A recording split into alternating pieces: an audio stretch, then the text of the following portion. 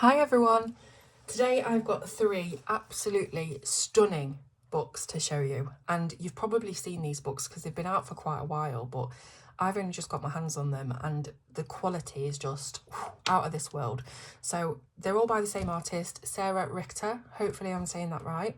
I believe she's a German artist, and it's just the way that she's made these books. The production quality is incredible. She's a hand-drawn artist, so there's nothing AI. I'll never show an AI book on this channel as far as I can help it, because sometimes these AI books are really, really realistic and they really make you feel like they've been drawn by somebody. But anyway, they're all hand-drawn, and I believe they were all paintings or drawings that had colour, and then she's converted them to the line art. So absolutely stunning. So that means that you can find, I think most of these, you can find the original image that she painted, a bit like Jasmine Beckett Griffith, and you can use those for, you know, referencing colours and things like that if you can't think of what palette to do it. So let's start off with the first book in the series, which is this one, Dunkelbunt. Now, really, I should have translated this, shouldn't I? I wonder if I can get a quick translating app on my phone. Let's see. So, camera. I'm just doing this off camera, you can't see, but I will show you in a moment. Okay, so apparently it means dark colourful, or colourful dark. So there we go. Should have known that. Dunkel, it must be dark, surely. I don't know. Anyway, so Sarah has signed and stamped the book, and like I said, the quality, you can see this stamp that she's got is embossed, it's silver. It's gorgeous, and I believe that she signs every book. I'm not, you know, don't quote me on that, but I believe she does. So we've got the spiral binding, which is a colorist dream because we can manipulate the book however we want to. But the real big thing about these books is the paper. The paper is, let me do the ping test. The paper is so thick. I believe it is 250 GSM. So if you think that a really good watercolour paper is like 300 GSM,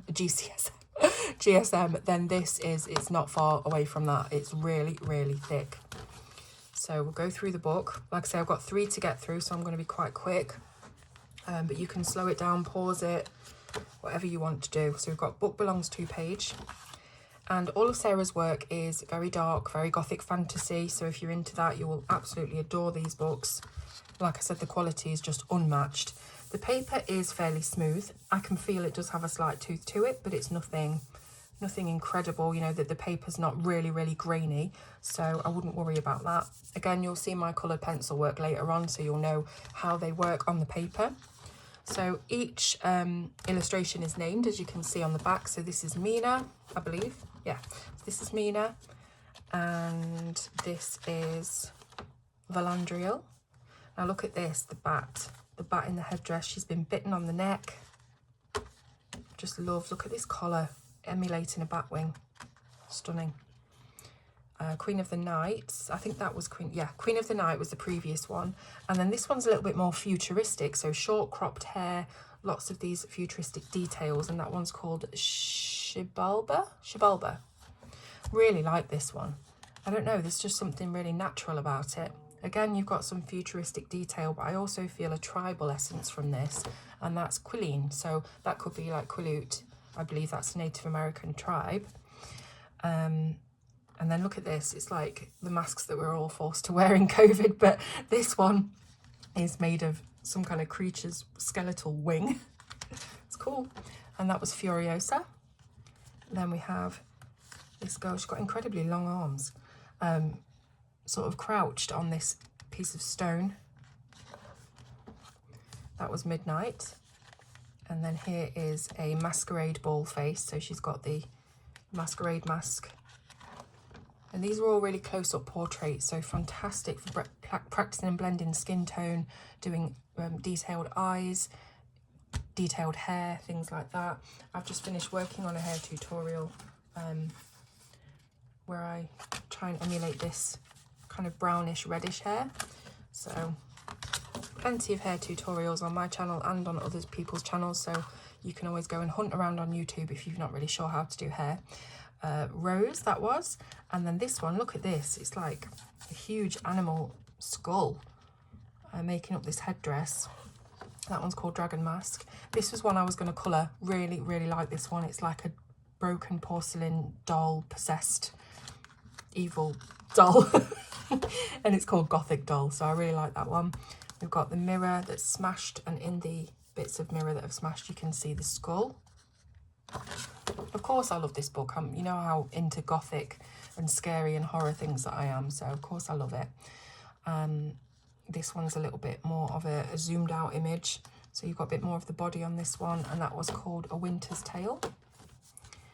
And this one has an owl on it and is called Nocturnals. Look at this cute little dragon sleeping. Look at the big horn headdress. Absolutely gorgeous. You get a very strong female, feminine warrior vibe about this book. Mother of Dragons, that was. I keep having to think it's the one previous. And then this one is obviously a skeletal bride. And I just love how the veil shows you the dead flowers against the beautiful lush ones. And then obviously the skull and the beautiful face. And that was called The Bride. So here's the one that I coloured. Now, I've done this entirely with Prismacolor pencils, and I just had an absolute ball colouring this. Obviously, it's, like I say, it's the right sort of theme for me. Absolutely love colouring anything gothic and scary and spooky. So I used lots of grey, obviously, on the coffin. Just used the Prismacolor greys in order. So I believe I used warm grey for the coffin. So just used like 90%, 70%, 50%. 30% and just did it like that, and just tried to emulate how this stone would look, you know, with lots of different cracks in it and things that I added in. And I think, what did I do for the outside? So I think I coloured the outside with, I think it was a pastel, yeah, because I had to use a fixative over the top and then just use my finger to rub it out and give it a little bit of a dark glow. So yeah, just super enjoyed it. I think I either started off with the face or with the hair. It might have been the hair. And I wanted it to have this look of kind of lavender. I think I added in a lot of lavender and greyed lavender into that.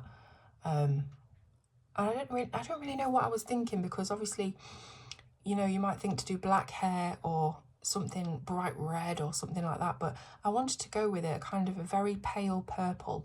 And anyway, that's what came out of it. Really enjoyed colouring the cat, even though I'm crap at fur.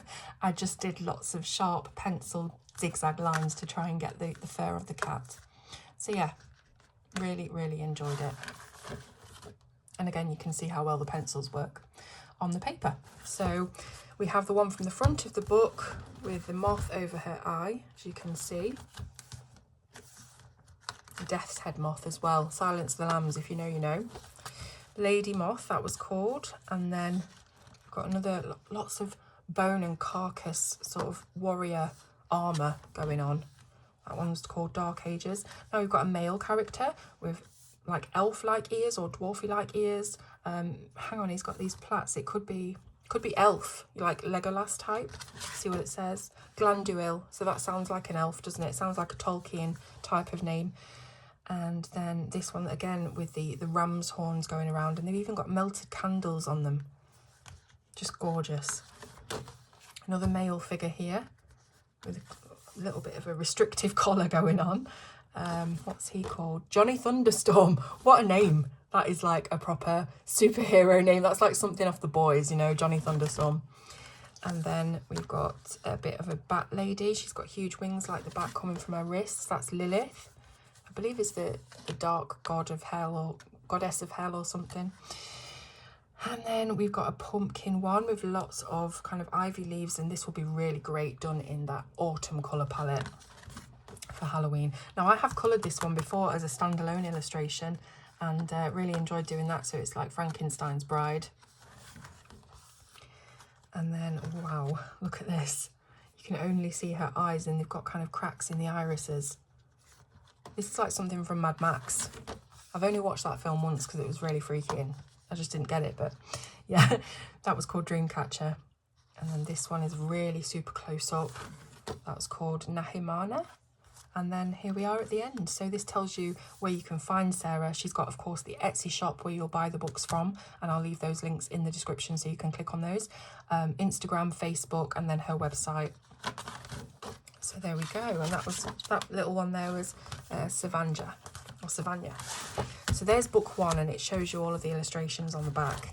Just, it's heavy as well, and it's substantial, you know, it's been so well made. I've got another 2 books to get through, so let me just get through this really quickly.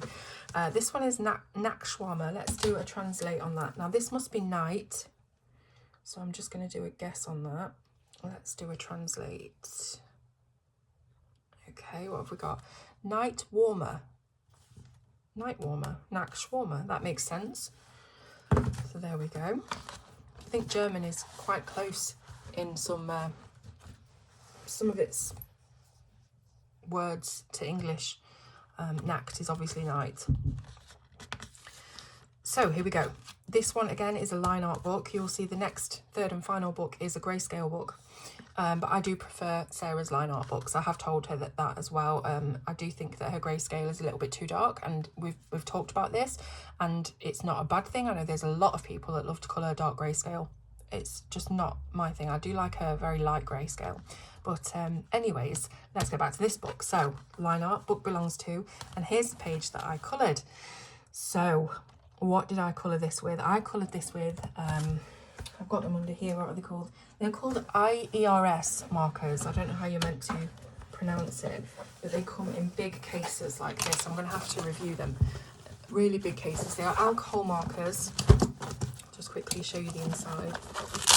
And they come in brush and bullet, and there's just tons and tons of colours, and they are fantastic. And that is what I used to colour this one, because I wanted to do it in something different rather than pencil, so we can really test the paper. So yeah, no pencil was used on this at all. Even the background was done with the alcohol marker, and really enjoyed it. Obviously I saw a dragon like this and had to go with Spyro for the colour scheme. If you haven't played Spyro, you're missing out. I grew up on Spyro and it's one of my favourite games. So yeah, just super enjoyed it. And you'll see on the back that we do have some bleed through, which is, you know, normal. But to be fair, with the amount of pen that I use, I thought this would be absolutely saturated, and it's really not. In a lot of areas it isn't. So I think that's a testament to the thickness of the paper and the quality. So there we are.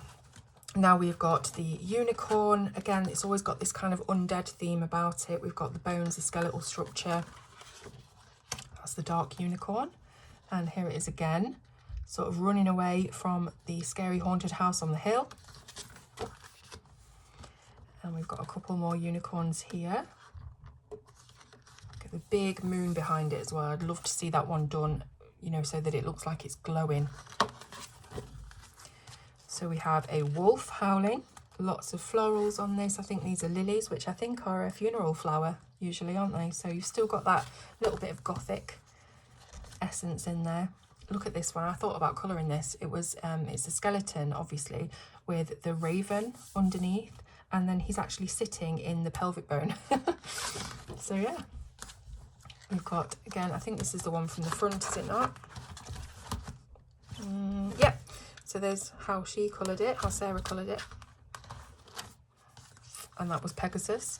Now this one is really nice. It's kind of like a mermaid, but it looks like a gothic mermaid, because there's lots of spines and things on the tail. So again, you've got the skulls and things hidden away. It's really cool. It's the siren's treasure. Yeah, siren, that's what I meant. So we've got the bone carcass, what am I thinking? The skull of maybe a deer on this. What does it say? All shall fade is what it's called. So it doesn't give us much indication. Then we've got the Grim Reaper with no face. So can you imagine just colouring this in black and maybe having a couple of yellow eyes coming out from there? And he appears on a couple of the illustrations in this book. So here he is on the unicorn on a bed of skulls with his big scythe. He's got some cute little cats. It doesn't match up, put it that way. And then we've got bats on the moon with lots of beads and crucifixes and jewellery and things. Very nice. We have a cat with his curled up tail and a tiny little bat resting in the middle. And then we've got a cute little teddy bear hugged by this sweet bat. So even teddy bears, you know, you've got to make it gothic somehow. Got a couple of skulls surrounded by, again, lilies and ivy leaves. And then we've got an owl, which has a human, I think human skeleton as its body. That one's called Death Wisdom. And we have a moth, a lunar moth, actually. And look at this. What kind of creature is this? Does it say? It just says crematoria. So obviously this is like a mythological creature. It almost looks a bit like the Balrog from Lord of the Rings, but without the wings. And then you've got maybe Mount Doom exploding there, erupting in the background. We've got a skull adorned with lots of crystals. That's called the Moon Queen. And we have the raven, again, which is called Sinister Wings. We have a skull here where one of the eyes is actually the wing of a moth. A glance of evanescence, it's called. And look at this one. I've seen this one before done. I don't think I've coloured it. I might have done, you know. No, I don't think I did, but I've seen it done before. Maybe it was a free page or a download that somebody bought and they coloured it, because I have seen this one done. Again, very Halloween imagery. Lovely black cat with a lantern on his tail. And we have a bat, really big bat face here, with sort of adorned by all of this finery going on in the background. Just called Batsy, keep it simple. And then we've got a spined, horned rat. Magic rats. We've got some dragons in Christmas time, so they're actually in the stocking, and you've got the Christmas decorations in the background there with the bells and the baubles. It's quite funny. Looks like Santa's head's been ripped off. This must be those Santa chocolates that you get from Lidl and all those places. So Christmas dragons, and then again we have a little bit of artwork on the back, which is simply Kiss Me. So that's that one. Very quickly going to move on to the final book, which is Kuntergrau. Now then, let's see. Could Grau be grey because it's grayscale? So it could be colour grey or grey colour. Let's get the Translate app out. And grayscale colouring book. Yeah, that's exactly what it means. No, it doesn't say actually. That's the underneath bit. What does Kuntergrau mean? Doesn't have a translation. It must be grayscale. It must be. This must be colour grey. Anyway, if you know, let me know. So yes, this is the grayscale book from Sarah. It's her third colouring book. She's even drawn me a little dragon. Like, how incredible is this to have a piece of hand-drawn art from the author? Okay, so as I mentioned in the previous previous books review, this much heavy grayscale isn't really my thing, but that's fine because everybody has different preferences on colouring and everyone's as unique as the next person.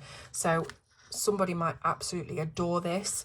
I think this is Sarah's paintings in a little bit more of a realistic fashion rather than converting them to line art like the previous two books. So you will be able to find all of these paintings and take your colour references from them, as I said earlier.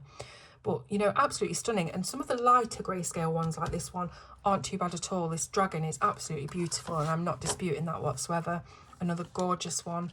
I think it's when they start to get a little bit darker, that's maybe where I'd struggle, because I do struggle to cover up heavy grayscale. And maybe if I use paint it'd be better, but I'm not a proficient painter.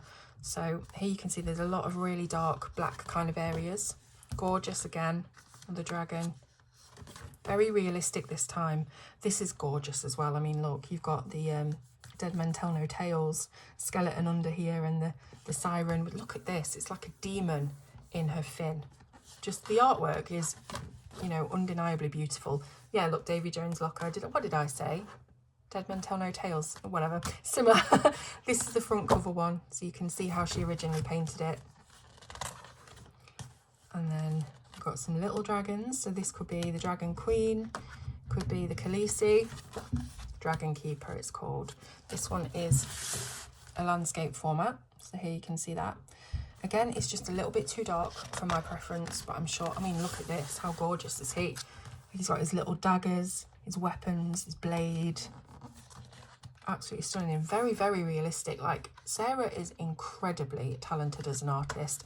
Even if you, I mean, you could see that from the previous books, but with them just being line art, you don't really realise it until you get to the actual things that she has created. And these are just hyper realistic.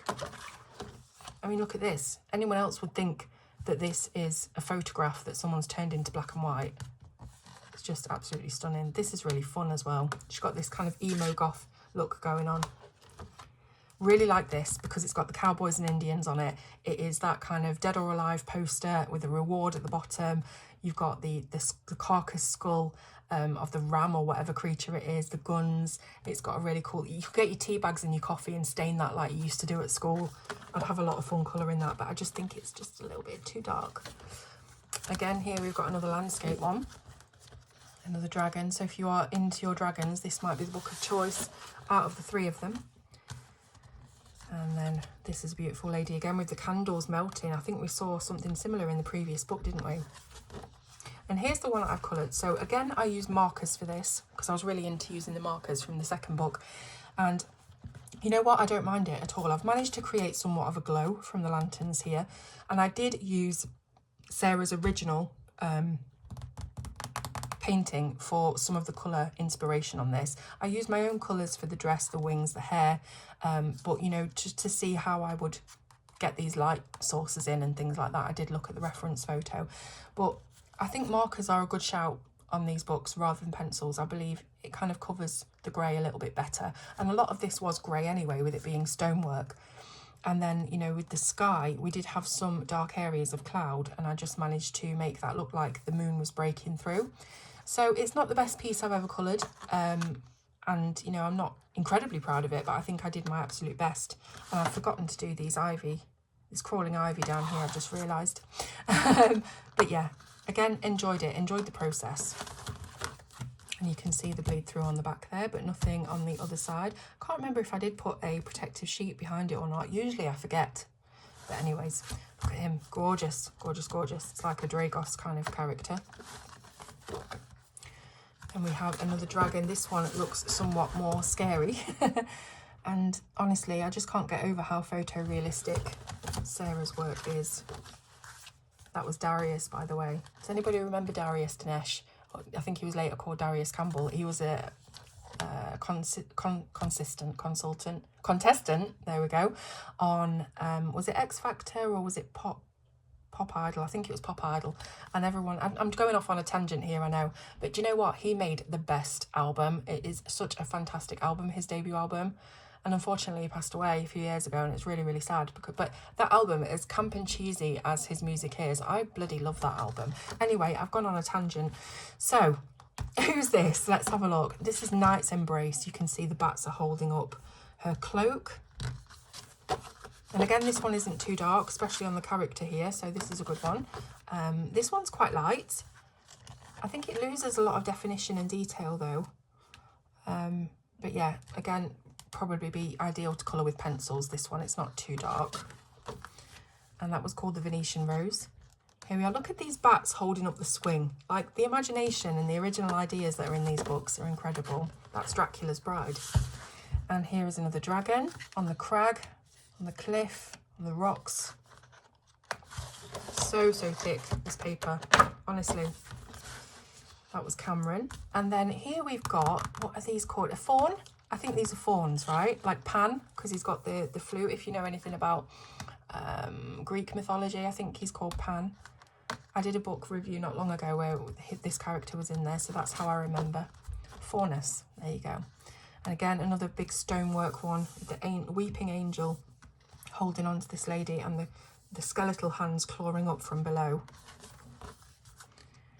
And then this one is really nice. Again, it's just that touch too dark, but just beautiful. The little mermaid here, just relaxing on the log. We've got a stork. And the mermaid here.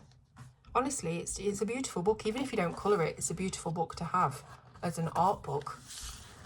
And here we have another landscape one with a werewolf and a unicorn. And it looks like, well, it kind of looks like they're going in tandem, but I guess she's supposed to be being chased by this werewolf. It's kind of cool. And there we go. So that is the end. And that is Red Tears. So honestly, I can't say enough about the production quality of this, but my words are really failing me today, guys. I can't say enough about it. They're just absolutely incredibly made, and this is how colouring books should be made. You know, I know it's not feasible for everybody, but in an ideal world, we'd all want this kind of quality in our colouring books. So I will leave all of the links in the description. You can click on them. I don't make anything from it. You can click on them and find your way to all of these books on Etsy. and get talking to Sarah. She's absolutely lovely lady, and obviously an incredibly talented artist. So anything else you'd like to know, please leave me a comment or just tell me what you thought of the books, and I will see you very soon on Colour with Claire.